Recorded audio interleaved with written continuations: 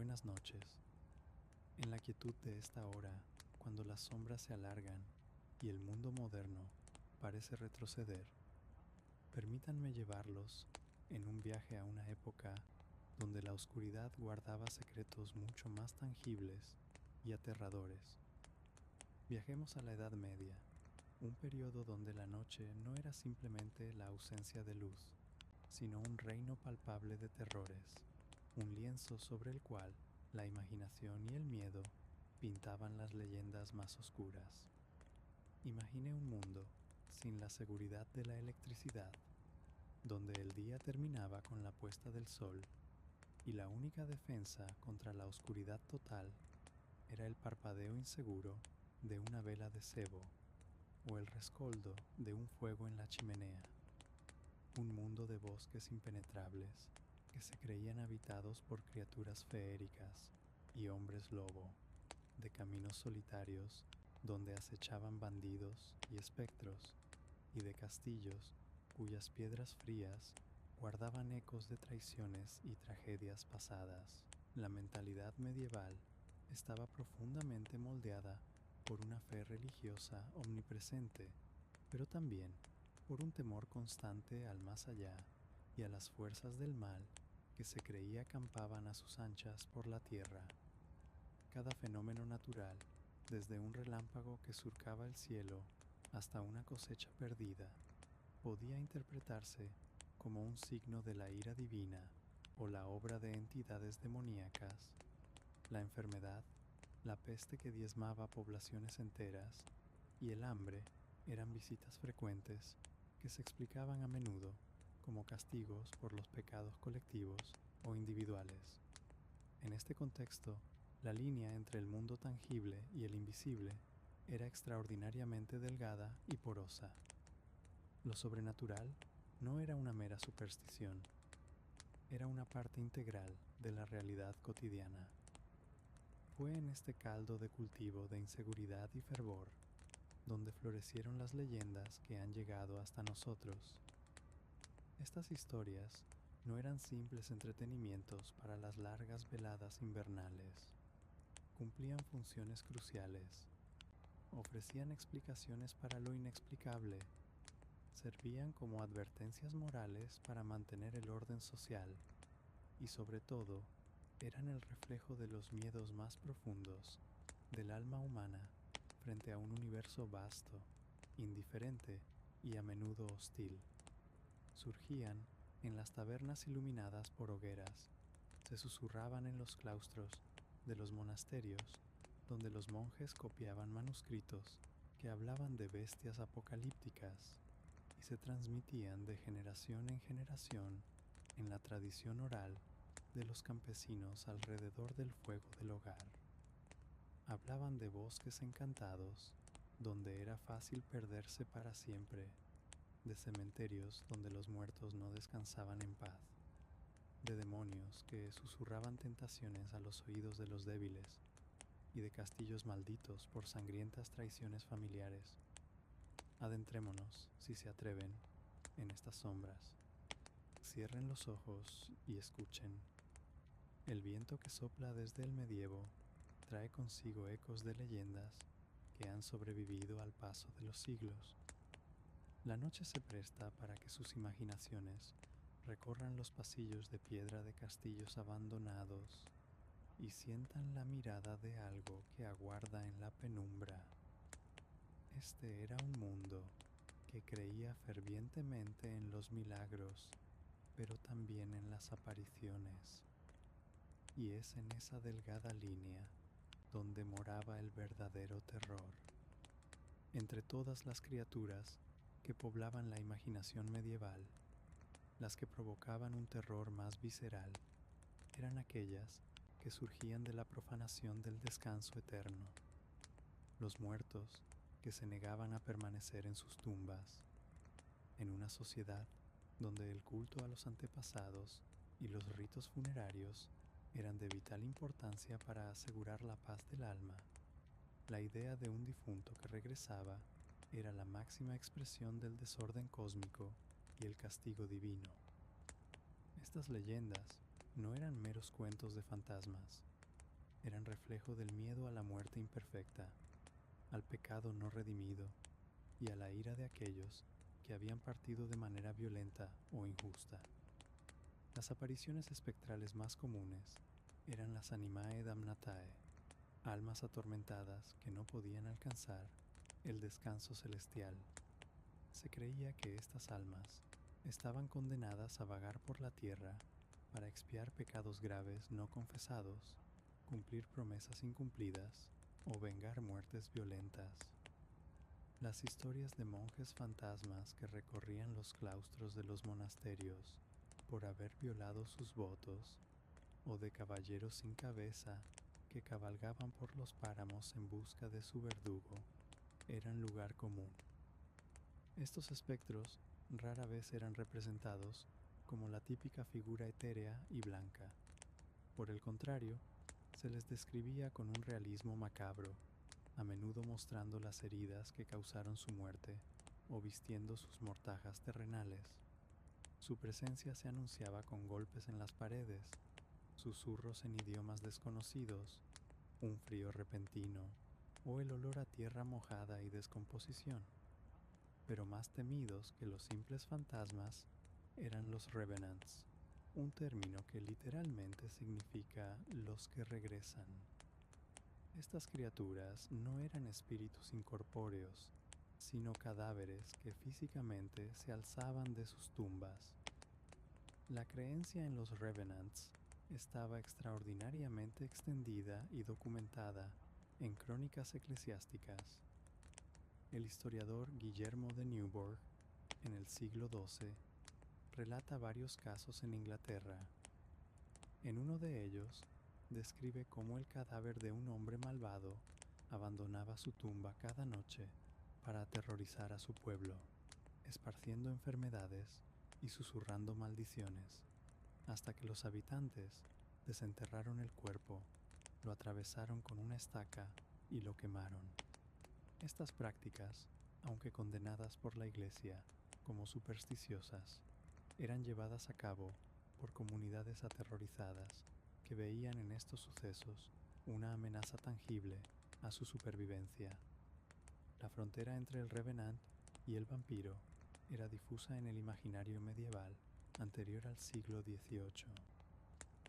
Muchas de las características que luego se atribuirían a los vampiros eslavos ya estaban presentes en estas leyendas occidentales. Cadáveres incorruptos que salían de noche para chupar la sangre o la fuerza vital de los vivos, propagando epidemias y maldiciones. En regiones como Inglaterra y Escandinavia se han encontrado esqueletos medievales con piedras metidas en la boca, estacas clavadas en el torso o decapitados y colocados boca abajo en la tumba, prácticas claramente destinadas a impedir que el muerto caminara después de enterrado. Estos hallazgos arqueológicos confirman la profundidad y universalidad de estos miedos. Los castillos, con sus historias de asedios, asesinatos y traiciones familiares, eran el escenario perfecto para estas leyendas. La Dame Blanche, o Dama Blanca, era un espectro recurrente en fortalezas de toda Europa. Se trataba casi siempre del fantasma de una mujer de alta cuna que había muerto de forma trágica, una esposa envenenada por una rival, una doncella arrojada desde una torre por un celoso marido, o una madre que fallecía de dolor tras la pérdida de sus hijos. Su aparición, siempre vestida de blanco o gris, solía ser un presagio de muerte o desgracia para la familia que habitaba el castillo. Se la veía vagando por las almenas, lamentándose en habitaciones cerradas o acunando a un bebé invisible. Su leyenda servía a menudo como recordatorio moral de las consecuencias de la ambición y la lujuria desmedidas en la nobleza. En las zonas rurales, el terror se materializaba en el Wild Hunt o cacería salvaje, una espeluznante procesión de espectros, almas condenadas y deidades paganas que surcaban los cielos en las noches de tormenta invernales. Liderada por figuras como el dios Odín, Woden, el rey Arturo, o incluso por Caín bíblico, se creía que ver a la cacería era un augurio de catástrofes, guerra, pestilencia o la muerte de quien fuera testigo. El estruendo de sus caballos fantasmales, los ladridos de sus perros infernales y los gritos de los cazadores aterrorizaban a los campesinos, que se encerraban en sus casas y rogaban por su protección. Esta leyenda, de origen germánico precristiano, fue adaptada por el cristianismo para representar el castigo divino o la danza de las almas del purgatorio.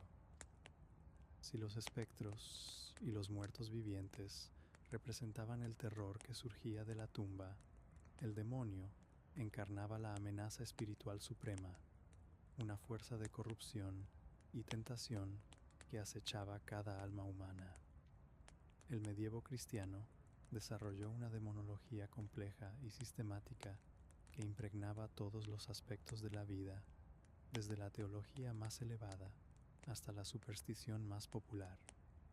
El diablo no era una abstracción, era un adversario real y presente, un ser que podía manifestarse de innumerables formas para arrastrar a los fieles al pecado y a la condenación eterna.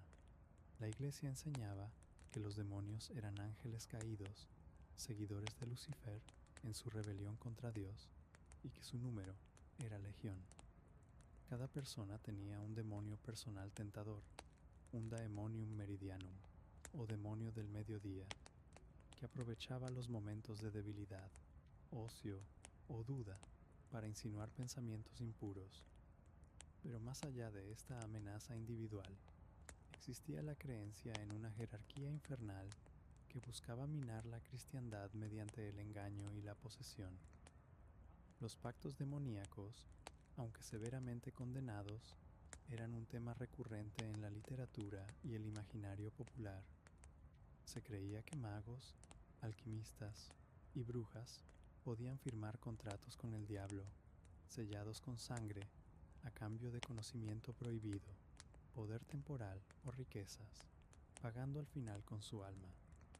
Este miedo latente se concretó de manera explosiva hacia el final de la Edad Media con el fenómeno de la caza de brujas.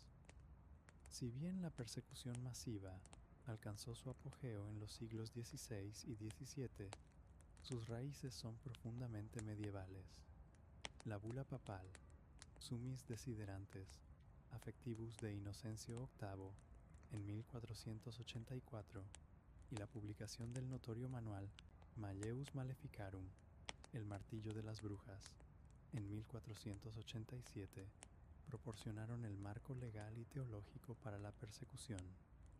Este texto, escrito por dos inquisidores dominicos, Heinrich Kramer y Jacobus Sprenger, detallaba con morboso detalle los poderes de las brujas.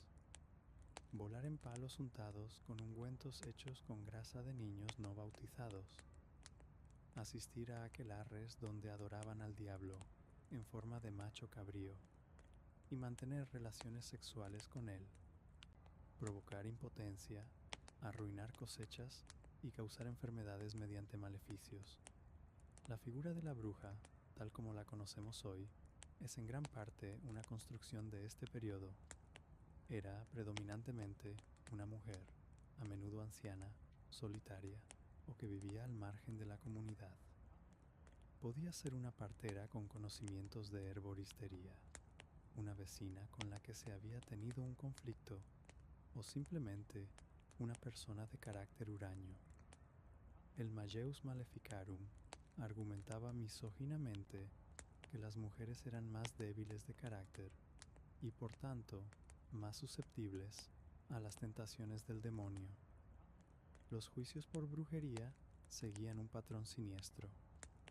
Las acusaciones solían comenzar con una desgracia local, la muerte inexplicable de un niño, una enfermedad del ganado, una tormenta que destruía la cosecha. Bajo tortura, utilizando instrumentos como el potro, las aplastapulgares o la doncella de hierro, se forzaba a la acusada a confesar pactos con Satanás, reuniones nocturnas y vuelos sobrenaturales. Las pruebas incluían la búsqueda de la marca del diablo en su cuerpo, un parche de piel insensible que se creía que el demonio besaba para sellar el pacto, y la prueba del agua, donde a la sospechosa se la arrojaba a un río atada. Si flotaba, era culpable, porque las aguas bautismales la rechazaban. Si se hundía, era inocente, pero a menudo moría ahogada. La Inquisición, tanto la episcopal como la papal, fue la institución encargada de combatir esta amenaza demoníaca, aunque su papel y ferocidad han sido a veces exagerados. Su objetivo principal era la herejía, y la brujería fue gradualmente incorporada a su jurisdicción como la máxima expresión de apostasía. Los procesos podían iniciarse por denuncias anónimas, y el acusado tenía pocas oportunidades de defenderse.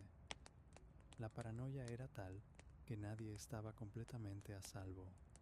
La creencia en el aquelarre, la misa negra, donde se profanaban hostias consagradas y se rendía culto al diablo, alimentaba el pánico colectivo.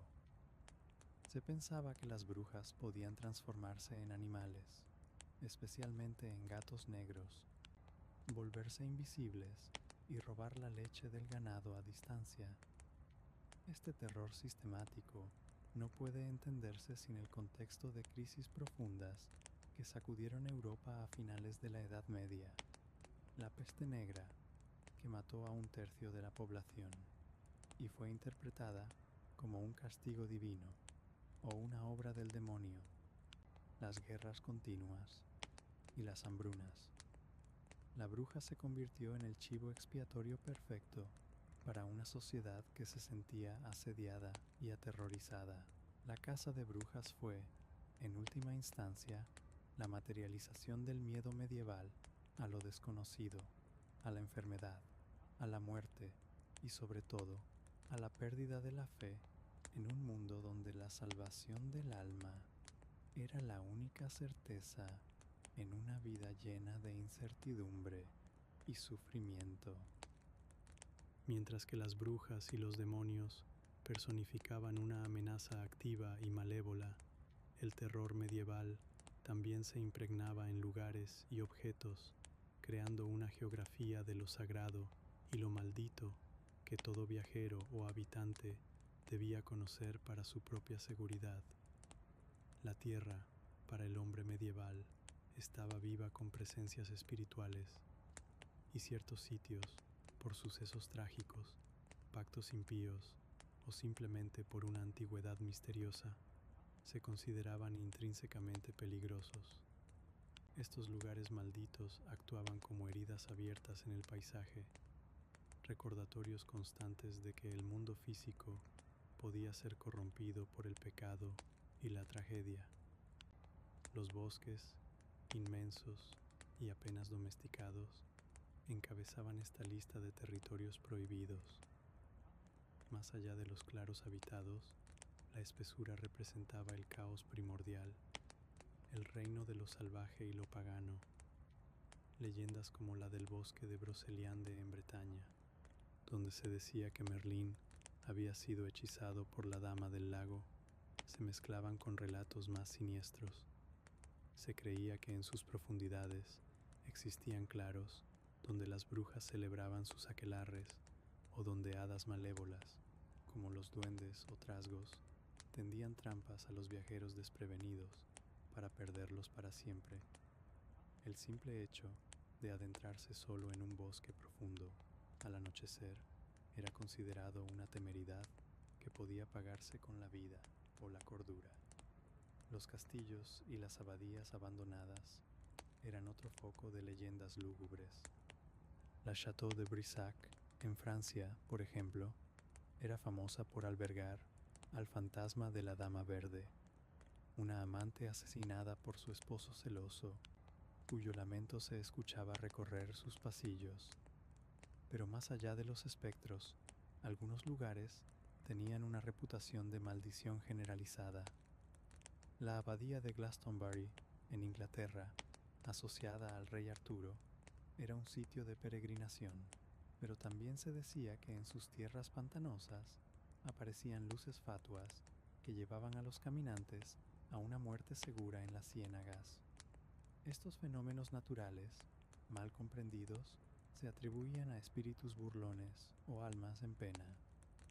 Las leyendas de pueblos y ciudades malditas eran particularmente aterradoras por su escala colectiva.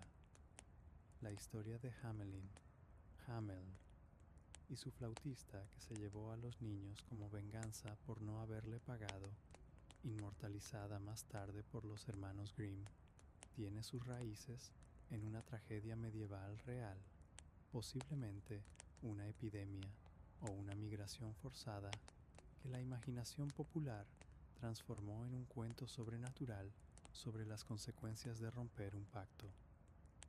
Estos relatos servían como advertencia moral sobre la importancia de la honestidad y la cohesión comunitaria. Junto a los lugares, los objetos malditos ocupaban un lugar prominente en el panteón del terror. Las reliquias sagradas, como fragmentos de la Vera Cruz o huesos de santos, eran fuente de inmenso poder espiritual, pero se creía que las reliquias falsas o robadas podían atraer la desgracia y la ira divina. Sin embargo, más temidos eran los objetos de poder profano o abiertamente maligno. El concepto del espíritu vengativo, asociado a un objeto como una armadura, un espejo o una joya, que traía mala suerte, enfermedad o muerte a todos sus propietarios, era común. Las espadas famosas de los héroes, como la tizona del Cid, tenían su contraparte en espadas malditas que se volvían contra sus dueños si eran usadas para fines innobles. Uno de los artefactos malditos más fascinantes y temidos era el bebop de Avenel, un cuerno de caza de origen escocés del que se decía que, si se tocaba en momentos de peligro, convocaba a una hueste espectral que acudía en ayuda de su dueño legítimo. Sin embargo, si era utilizado por alguien indigno, el sonido del cuerno atraía desastres y muerte. Este tipo de leyendas reflejaban una visión moral del universo donde los objetos podían ser vehículos de un destino o una maldición, y donde el derecho de posesión estaba ligado a la virtud del propietario. La creencia en lugares y objetos malditos no era simple superstición, era una forma de explicar tragedias recurrentes, muertes inexplicables o fracasos colectivos. Un castillo que cambiaba de dueños frecuentemente debido a muertes prematuras era, sin duda, un lugar maldito. Una espada cuya hoja siempre se rompía en batalla estaba claramente embrujada. Esta mentalidad ofrecía un marco de comprensión para un mundo donde la ciencia moderna no existía y donde la providencia y la mala suerte eran fuerzas reales y activas. Al final, el miedo a lo maldito era el miedo a la historia misma, a que el pasado, con sus crímenes y sus pecados, pudiera alcanzar desde la tumba y envenenar el presente. Era un recordatorio de que ninguna fortaleza, por muy alta que fuera sus murallas, y ningún objeto, por muy valioso que fuera, podía proteger completamente al hombre de las consecuencias de sus actos o de la sombra alargada de una tragedia antigua. El legado de los terrores medievales perdura con sorprendente vitalidad en nuestra cultura contemporánea. Estas leyendas no desaparecieron, sino que se transformaron en los cimientos del horror moderno. La figura del vampiro, evolucionada desde el Revenant medieval, domina la literatura y el cine. Las brujas de los aquelarres se reinventan en relatos que exploran el poder femenino y la naturaleza. Los castillos encantados y bosques malditos siguen siendo escenarios universales para historias de miedo. Más allá del entretenimiento, estas leyendas nos ofrecen una ventana única a la mentalidad medieval, marcada por la fe y la vulnerabilidad ante fuerzas incomprensibles. reflejan miedos atemporales, a la muerte, a lo desconocido, a la enfermedad y a la perdición espiritual. El pánico medieval a la pestilencia resuena en nuestras pandemias modernas. El miedo a la oscuridad perdura en fobias actuales. El verdadero poder de estas historias no está en los espectros en sí, sino en su capacidad para revelar la naturaleza humana frente a la oscuridad. Son un recordatorio de que, pese al avance tecnológico, la noche siempre guarda sombras que nuestra imaginación puebla con miedos ancestrales. Las leyendas medievales nos conectan con la necesidad de dar forma narrativa a nuestros terrores más primarios. Que descansen, y si sus sueños se cruzan con estas leyendas, recuerden que son ecos de cuando la frontera entre lo real y lo imaginario era tan delgada como el velo entre el sueño y la vigilia.